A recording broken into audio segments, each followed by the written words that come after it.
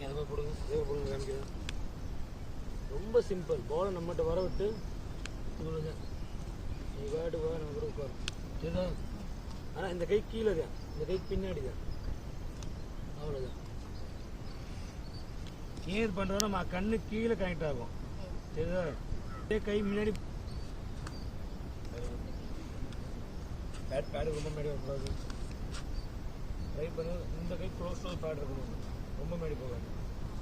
சைட்லேயும் போகலாம், ரொம்ப போகக்கூடாது.